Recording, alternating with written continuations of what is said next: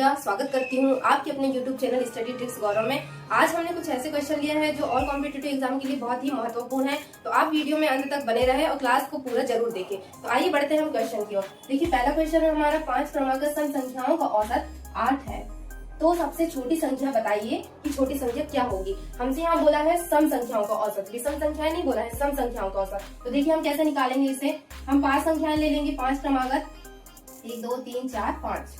ठीक है, अब क्या बोल रहा है देखिए कि 5 क्रमागत सम संख्याओं का औसत 8 है। औसत क्या होगा, जो बीच की संख्याएं हैं, और दोनों साइड में हमें 2 संख्याएं लेना है। कौन सी संख्याएं लेंगे हम, सम संख्याएं लेंगे। तो देखिए 8 के पहले क्या आएगा, सम संख्या 6, और 6 के पहले क्या आएगी, सम संख्या 4। अब इसके बाद में 8 के बाद में क्या आ जाएगी, सम संख्या 10, और 10 के बाद में सम संख्या आ जाएगी 12। तो हमसे क्या पूछा है, तो सबसे छोटी संख्या ज्ञात कीजिए, मतलब सबसे छोटी हमें सम संख्या बताना है। तो सबसे छोटी सम संख्या कौन सी हो जाएगी, हमारी 4 हो जाएगी। ऑप्शन बी राइट आंसर हो जाएगा। अब देखते हैं हम सेकंड क्वेश्चन। सेकंड क्वेश्चन क्या लिखा हुआ है, ताजे पानी के 40 लीटर मिश्रण में 10% पानी होता है, इसमें कितना पानी मिलाया जाना चाहिए ताकि नए मिश्रण में 25% पानी हो। तो देखिए हम इसे कैसे सॉल्व करेंगे। हमसे यहाँ बोला ताजे पानी के 40 लीटर मिश्रण में 10% पानी होता है। देखिए हमें यहाँ बोल रहा है पानी मिलाया जाना चाहिए। जो मात्रा, जो चीज मिलाई जाती है उसे हमें नहीं लेना रहता है, जो बची हुई मात्रा है हम उसे लेंगे। पानी मिलाया जा रहा है तो हम पानी को बिल्कुल नहीं लेंगे। अब देखिए यहाँ पे कितना लीटर पानी है, 4 लीटर मिश्रण है हमारे पास में, और 10% पानी होता है। तो बची जो पदार्थ की मात्रा है वो कितनी हो जाएगी, 90%। अब देखिए यहाँ पे बोल रहा है कि ताकि नए मिश्रण में 25% हो, तो 25% हो इसका मतलब है कि कितना बचेगा यहाँ पे, 75%। अब देखिए हम कैसे सॉल्व करेंगे इसे। 40 लीटर है टोटल, और कितना बच रहा है पानी, 90। यहाँ कितना बच रहा है, 75। इसे हम काटेंगे 15 से 5 बार, 15 से 6 बार, फिर 5 से काटेंगे इसे 8 बार। कितना आ जाएगा, 8 6 48। अब देखिए टोटल हमारे पास में कितना मिश्रण था, 40 लीटर मिश्रण था। 40 लीटर, अब कितना मिश्रण हो गया है, 48 लीटर। कितना बढ़ गया, 8 लीटर। बस यही हमारा आंसर आ जाएगा। ऑप्शन बी राइट आंसर होगा, 8 लीटर। बढ़ते हैं हम अगले प्रश्न की ओर। अगला प्रश्न है हमारा, एक बल्लेबाज की 20 पारियों में एक निश्चित औसत रन है। 21वीं पारी में उसने 137 रन बनाए और उसका औसत 4 रन बढ़ जाता है, तो 21वीं पारी के बाद उसका औसत रन क्या होगा। देखिए दोस्तों इसे कैसे सॉल्व करना है, आइए हम देखते हैं। क्या बोल रहा है, एक बल्लेबाजी की 20 पारियों में एक निश्चित औसत रन है। अब यहाँ पे बोला है 21वीं पारी में उसने 137 रन बनाए। कितनी पारी में उसने 137 रन बनाए हैं, 21वीं पारी में। 21वीं पारी में उसने कितने रन बना लिया, 137 रन बनाया है। अब देखिए यहाँ बोल रहा है 20वीं पारी में एक निश्चित औसत रन है और 4 रन बढ़ जाता है। तो जो पारी में उसने औसत रन बनाया है उस पारी को हमें नहीं लेना है, उसके पहली वाली पारी को लेना है। पहली वाली पारी कौन सी होगी, 20 पारियों में कितना रन बढ़ जाता है, 4 रन बढ़ जाता है। 20 चौके कितना होता है, 80। 137 रन में से हम 80 रन को माइनस कर देंगे तो कितना आ जाएगा, 57 रन। ऑप्शन डी हमारा राइट आंसर हो जाएगा। जिसने अभी तक अभी हमारे चैनल को सब्सक्राइब नहीं किया है तो हमारे चैनल को सब्सक्राइब जरूर कर लें। हम बढ़ते हैं नेक्स्ट क्वेश्चन की ओर। नेक्स्ट क्वेश्चन है, यदि ए बी से 40% अधिक है और बी सी से 20% कम है तो ए अनुपात सी का मान बताइए। इसमें हमसे पूछा है ए अनुपात सी का मान क्या होगा। तो देखिए ए अनुपात बी अनुपात सी।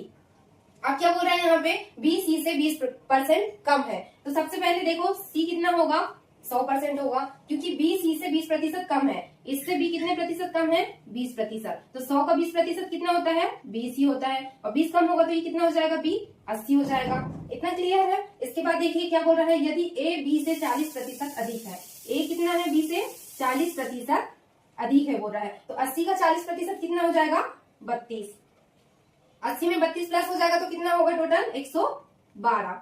इतना क्लियर है। इसके बाद देखिए हमसे क्या पूछा है, ए अनुपात सी का मान बताइए। इसे हम छोटे में डिवाइड कर लेते हैं, 112 अनुपात 100, क्योंकि हमसे ए अनुपात सी पूछा है। इसे हम डिवाइड करेंगे तो कितने बार जाएगा, ये 28, ये जाएगा 25 बार। 4 से हम डिवाइड करेंगे तो हमारा आंसर क्या जाएगा, 28 अनुपात 25।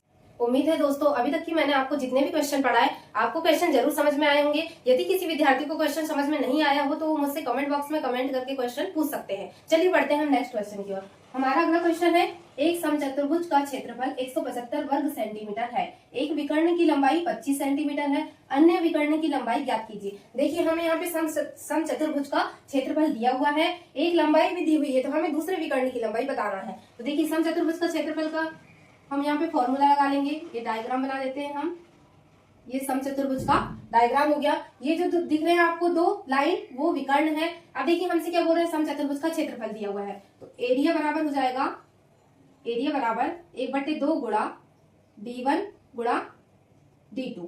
ये समचतुर्भुज का क्षेत्रफल का फॉर्मूला होता है। अब देखिए हमें क्षेत्रफल कितना दिया हुआ है, 175 बराबर 1/2। एक लंबाई हमें कितनी दी हुई है, 25 सेंटीमीटर। तो हमें यहाँ पे दूसरी लंबाई बताना है। अब देखिए हम 25 से इससे काटेंगे, 25 सत्ते 175। इस 7 का मल्टीप्लाई हम 2 में करेंगे, इस 7 का मल्टीप्लाई इस 2 में करेंगे तो कितना आ जाएगा, 14 सेंटीमीटर। ऑप्शन सी हमारा राइट आंसर हो जाएगा। अब देखिए छठवां क्वेश्चन है, कितने समय में 8% वर्ष चक्रवृद्धि ब्याज की दर से 6,250 रुपए तथा 7,290 रुपए हो जाएंगे। हमें यहाँ पूछा है कि कितने वर्ष में 8% की दर से ये इतने रुपए हो जाएंगे। तो देखिए ये हमारे पास में मूलधन भी दिया हुआ है और मिश्र धन भी दिया हुआ है, तो हम लिख लेंगे यहाँ पे मूलधन अनुपात मिश्र धन। मूलधन कितना दिया हुआ है, 6,250 और मिश्र धन दिया हुआ है 7,290। अब देखिए हम इसे काट देते हैं, एक जीरो से एक जीरो काट देंगे। अब 625 है, इसका हम वर्गमूल कर लेंगे और 729 का भी। अब देखिए आप 625 किसका वर्ग होता है, 25 का, 25 और 729 किसका वर्ग हो जाता है, 27 का। इन दोनों के बीच में कितने का अंतर है, 2 का अंतर है। तो हमारा आंसर क्या आ जाएगा, 2 वर्ष। हमारा अगला प्रश्न है, 4 सेंटीमीटर ऊंचाई और 3 सेंटीमीटर आधार त्रिज्या का एक बेलन पिघलाया जाता है और एक गोला बनाया जाता है, गोले की त्रिज्या बताइए। देखिए एक बेलन से पिघला के उसे गोले में कन्वर्ट किया जाता है, तो हमसे क्या पूछा है यहाँ पे, गोले की त्रिज्या बताइए। तो देखिए हम इसे कैसे सॉल्व करना है, आइए हम देखते हैं। यहाँ पे हम फॉर्मूला लगा लेंगे पहले बेलन का, बेलन का और गोले का। बेलन का फॉर्मूला क्या होता है, पाई आर वर्ग एच, और गोले का हो जाता है 4/3 गुणा आर का घन, सॉरी पाई आर का घन। अब देखिए यहाँ पे क्या बोला है, बेलन की त्रिज्या, बेलन की त्रिज्या कितनी दी हुई है, 3 सेंटीमीटर।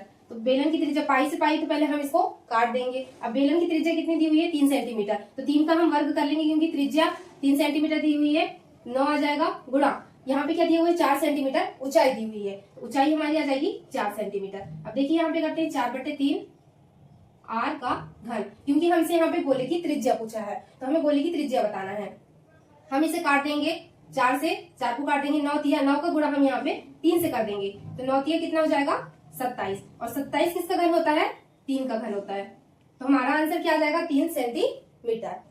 अब नेक्स्ट क्वेश्चन की ओर बढ़ते हैं। हमारा अगला क्वेश्चन है, 10% और 20% का समतुल्य बट्टा बताइए। यहाँ हमसे समतुल्य बट्टा पूछा है, तो देखिए हम इसको कैसे निकालते हैं। इसका एक फॉर्मूला होता है a + b - a × b / 100।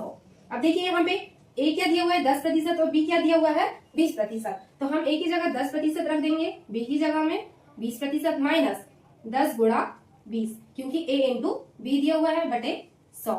ये 2 जीरो से ये 2 जीरो को हम काट देंगे, 10 और 20 कितना हो जाएगा, 30 माइनस 2, तो कितना आ जाएगा यहाँ पे 28%। मतलब 10 और 20% का समतुल्य बट्टा क्या हो जाएगा, हमारा 28% हो जाएगा।